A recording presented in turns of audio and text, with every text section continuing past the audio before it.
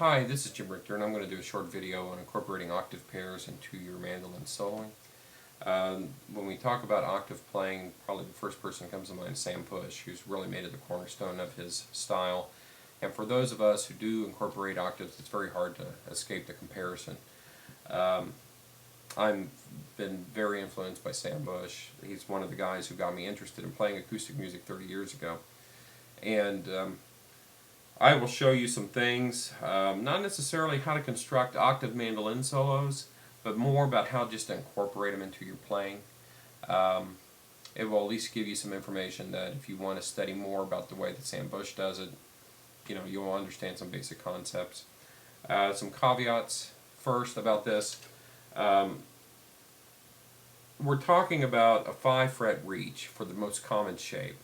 We're talking 5th fret to 10th fret, for example, for G, which means you're really going to have to be comfortable using your pinky, and your hand's going to have to be limber. And I'll show you one exercise that you can do to develop this. The other thing is you need to make sure that your mandolin is set up correctly. If it's bowed, if it's got too high of action, old strings, it's just going to make it very hard to do this. So make sure your mandolin is set up. Otherwise, you're going to wear out your hand, because I have a bum pinky from a hunting accident, from cleaning some squirrels, where I cut open my finger, and it's never been quite right since then. And it's hard for me to do that. That's why when I do play octaves, I usually don't do a whole series of quick octaves. Otherwise, I just make mistakes. So make sure that your hand's strong, your hand's limber, you can do the reach, and that your instrument's set up correctly. One of the things that you can do to develop the reach is to learn this closed position scale pattern. An excellent resource for this type of stuff, and I hope I get Ted's last name pronounced correctly, is Ted Eschliman, who runs jazzmando.com.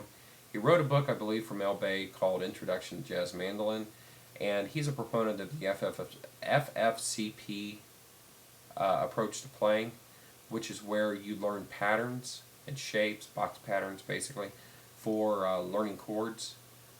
Learning scales and how to interconnect scales and how to transpose scales. So if you're in a jam and someone throws a key that you don't know, you can play.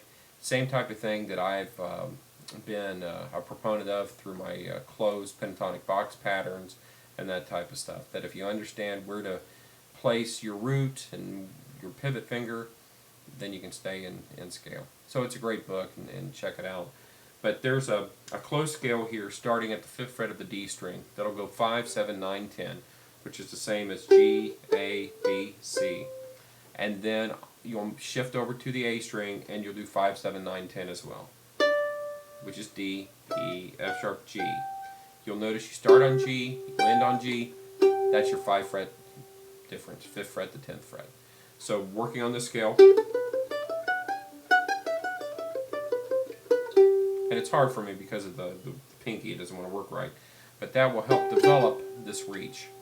And so, because you're going to have to be able to shift it like,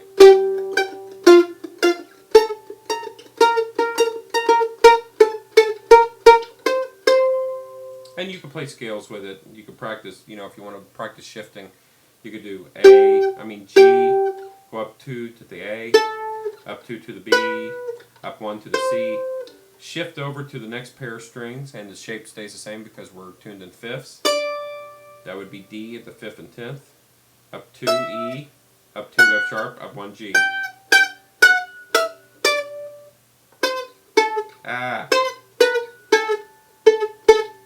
That's why I don't do it. It's very hard to keep that pinky going.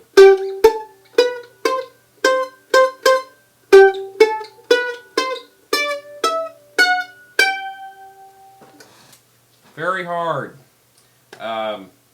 So why use the octaves? Why do I use the octaves? I'll use the octaves sometimes in soloing to express a melodic phrase, or usually, like with Bush, it's more of a melodic phrase coupled with more of almost a rhythmic solo. The focus is more on not necessarily the melody as it is the rhythm. And I'll give you an example at the end of this lesson. I will do it to add texture. An example of texture is my buddy Gordon Bonham and I do Derek and the Dominoes, Eric Clapton, Why Does Love Gotta Be So Sad. The bridge and outro is an E major 7th to an A major 7th.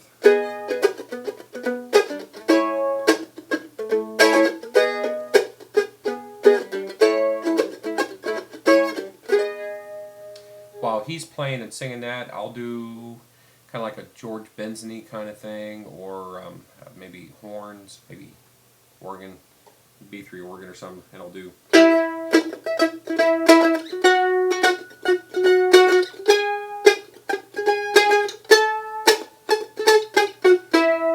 You know, sometimes I'll hold the octave position and then do something like.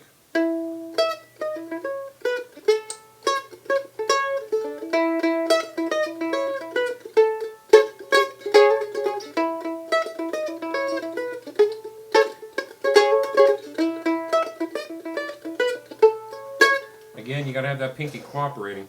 And doing it like this, where I'm keeping an octave and then playing a melody either above or below, it's a lot like you would hear in old-time fiddle music. The guy to check out here is Mike Compton, because he knows how to really use octaves to great effect, or drones, octave as drones in his playing. And to me, Mike Compton's just the bee's knees at doing stuff like this. So for example, something like, here's a D held on the 5th fret of the A string, playing a melody below it.